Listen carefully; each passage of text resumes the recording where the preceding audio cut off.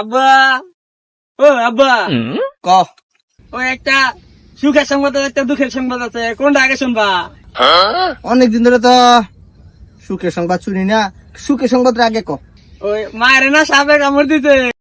কস কি? তারপর অনেকদিন পর একটা সুখের সংবাদ শুনলাম রে।